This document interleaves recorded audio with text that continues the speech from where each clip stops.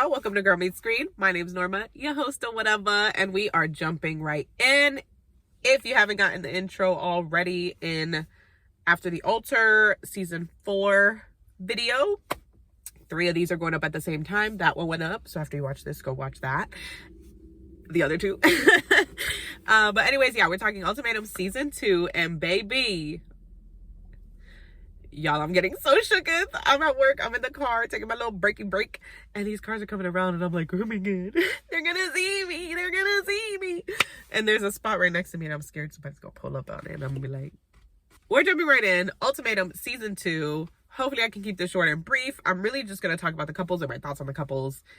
Not gonna get into like an episode by episode situation like usual, because I'm so late on this that you've probably gotten that from everyone else. So I'm just here to share my thoughts because I feel it's necessary. You don't care? It's okay. I do. Jumping right in. We are starting with Lisa and Brian. And we got things to talk about with these two and the Ultimatum and Netflix and the world, society. Anyways, I'm doing the most. But basically, Lisa gets all jealous like she forgot what show she brought this man onto, because yes, she brought this man on this show. And when he starts talking to another chick, she goes off. She starts calling this girl a Hooters bee. Like, she going in on this girl, who, by the way, she went to do her nails with, and they were super cordial. She gets jealous. They get into an argument, which she turns physical. Nothing comes of it. Not kicked off the show. It's not addressed in the reunion, which, what? Could you imagine that in reverse? Imagine if in their argument, he bopped her in the head. He just mushed her in the head. Y'all, that man would be canceled for life. That man would be... They wouldn't even freaking air it. I don't even know. Like, it would have been some ish. Okay. So it's crazy to me and many others, because a lot of people had things to say about this. It wasn't even addressed. Like, it was made to look normal. So all our little like juniors and seniors in high school, because I feel like that's probably closest to appropriate ages that should be watching this in terms of children and teenagers, are watching this like, so it's okay. I pushed my boyfriend in the head. Yeah. No biggie. Normal in arguments. It's not. It's not. So that was wild to me. But continuing with the wildness, turns out she's pregnant, so they leave the show.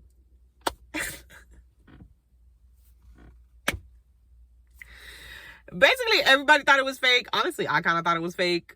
You know, like, it was like she wanted to leave. She was jealous. She probably making this up, right? He seemed excited, you know. And again, they didn't even address the mush. So people felt like maybe he was used to it.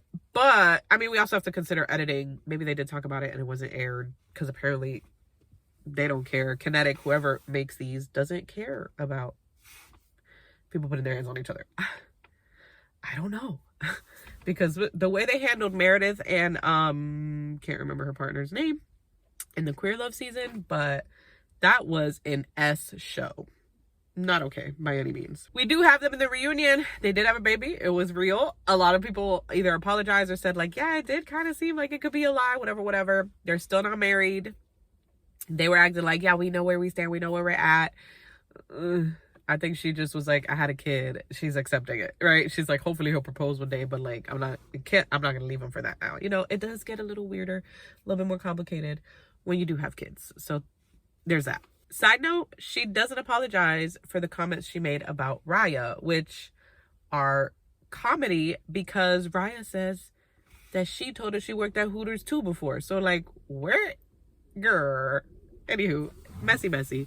She didn't apologize. She was just like, yeah, hormones.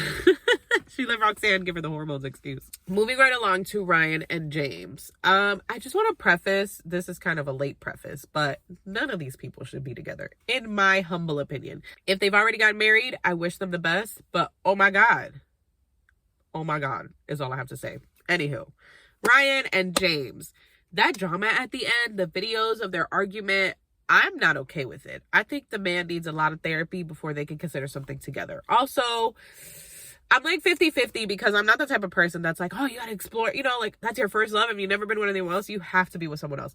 In their situation, I do feel like Ryan needs to date, just because it's not the best experience with him, but she knows nothing else. So that could feel normal to her. Or she could be like, this is just what relationships are, since I've never been in one. I guess you could say it was helpful for her to be with Trey because she did kind of get that experience, even if it was kind of simulated. She got to see that, like, you know, there are other types of relationships you can have. Also, being on the show, she got to see everybody else's dynamic, which probably scared her into James' arms. Rather than teaching her anything or making her feel like maybe she should explore. They've been together 7 years. He hasn't proposed. Suddenly he's like ready to propose because he sees that every other guy there wants her, which is so lame. I can't judge at the end of the day, right? Because we don't know the inners of relationships. And so I want to say, like, girl, you should have left. That man does not know your value. Why does he need to hear from other men how great you are to convince him that you're great? He knows you better than they do. What? Anyway, yeah, they're together. Last I heard, they are living with her family, which they feel is kind of cool for him because it was just him and his mom. So he gets to experience living with a family. I don't freaking know what is going on there. But Ryan, such a sweet girl. So cute. I mean, they have like, I guess there's good pieces to their dynamic, but I don't know. Hopefully the things he's changed remain changed. But yeah, I love that he kind of learned that money isn't everything through his mom, or like, you don't have to reach all these successes, you know, and also that they're kind of on the same page of what they want for a family. Because it sounds like Ryan really wants somebody who, like, family is first, and he'll be there for all the kids' events, you know, as often as he can, to be there to drop off and pick up with her. Like, that's the vibe she wants, and it feels like that's the vibe he wants too. So on that front, we're great. I do hope he goes to therapy, because, like, there's a lot to be addressed there for him and his childhood traumas. But yeah, wishing them the best if they're still together. Raya and Trey absolutely do not belong together at all. And this is no tea, no shade towards either of them. Not that the relationship was, like, unhealthy or anything crazy.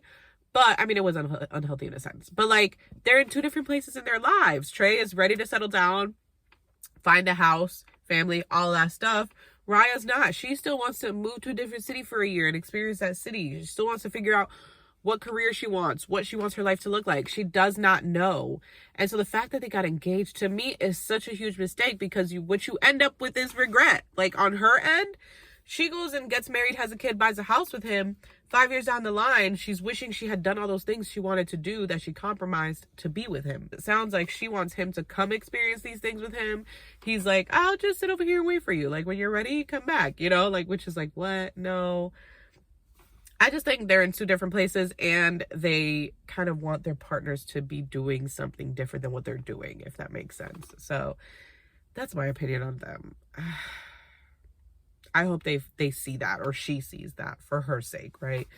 Because I just think, I've been saying this a lot lately, but I'm like, I want people to stop feeling like you have to have kids, or like you have to be in a relationship, or like things have to be this way, because they don't. Let's be okay with being alone. Let's, like, make decisions for ourselves. Don't say I have to have kids because society tells you, or people around you are telling you, or you're tired of hearing your mom saying, if you don't want kids, you don't want kids, and that's okay. Like, children is not a requirement to say I've lived a good life, you know? I'm done. Mic drop. I'm here with a quick update, guys. Raya's pregnant, so they're still together, and she's having a baby. I don't know how I feel about everything I just said, but hopefully this is what she wants. Okay, I wish her nothing but the best. Everything I said still stands for the people, for her. I hope that she's happy, and I hope that this is what she wanted. Maybe it is. Maybe she was saying all that stuff about living in New York for a year because of her miscarriage. We don't know. Hope she's happy. Hope she is very, very happy with the direction they're headed in. Babies are a blessing, okay? I didn't mean babies are a blessing. I didn't mean to make it sound like they're not. I want people to really think about things and do things because it's what they want in their life.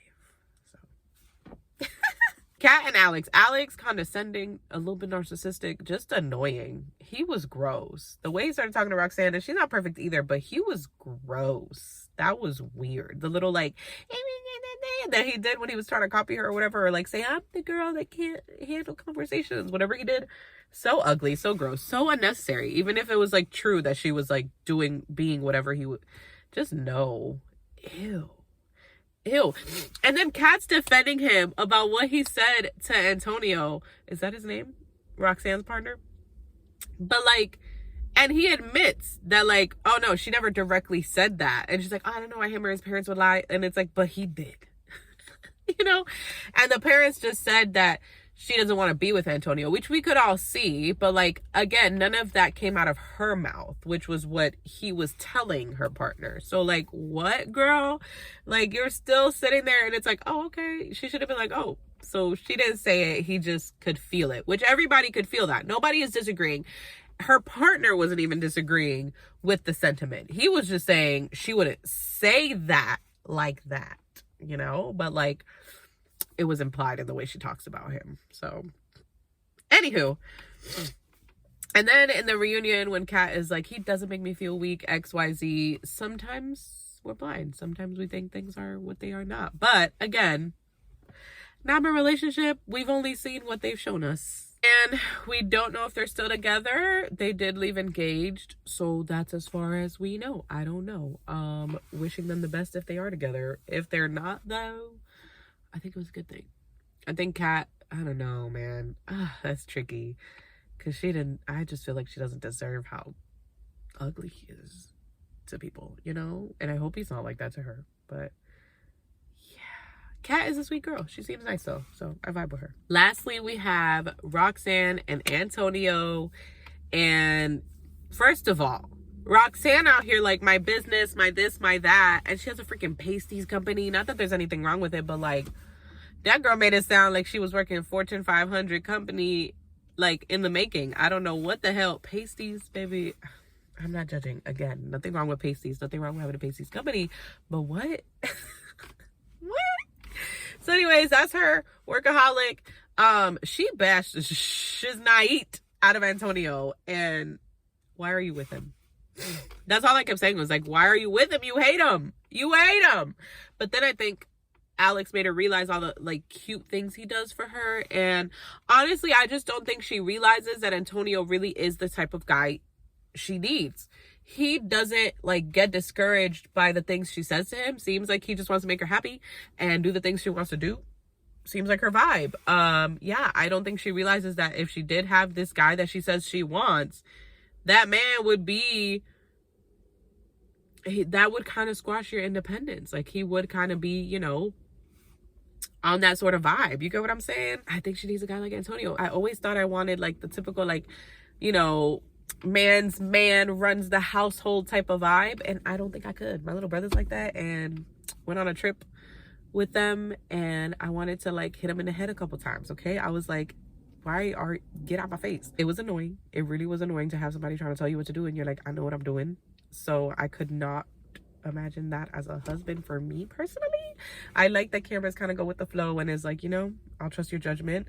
I'll do what you need me to do vibes, you know, like still a man, but like, I'll let you run the show. So happy with that. How awkward. Someone did park next to me and he just got out and was like staring at me, but I just kept talking. I was so proud of myself. Anywho, yeah. So I think she needs to realize that like, he might kind of actually be the perfect guy for her. Hope she did, for her sake. But it was funny in the reunion, she was talking about not wearing the ring because like, oh, why does she wear one and he doesn't? And so then Ryan suggests like, well, why don't you buy him a ring and you guys could both wear a ring? And she's like, no. She was looking like, damn, they caught me. I just don't want to wear this fucking ring, bitch. I don't want to be engaged to this man, is what she was getting at. He started a car wash because she wanted a business with cars, and she's like, that was years ago, not really anymore. Like, shorty was really playing with him. That's really all my thoughts on all the couples. I feel like this was a little bit scattered, but like I said, I watched it a little bit ago. It's been a long time since this came out. I really don't know if anyone's interested in hearing what I have to say about this at this point, but I did still feel like I wanted to post it because like these are the things I enjoy posting about. So I was like, I do want to get my opinion out there. It would feel weird to like skip after The Altar and this and jump right into Love is Blind season 5. So yeah, that's why we're here on this type of vibe. Anywho, hope you enjoyed. Like the video if you did. Subscribe for more content like this, and I will catch you in the next one. Love is Blind season 5, episodes 1 through 5. Go click on it. It's here. It's here. It's here. Bye.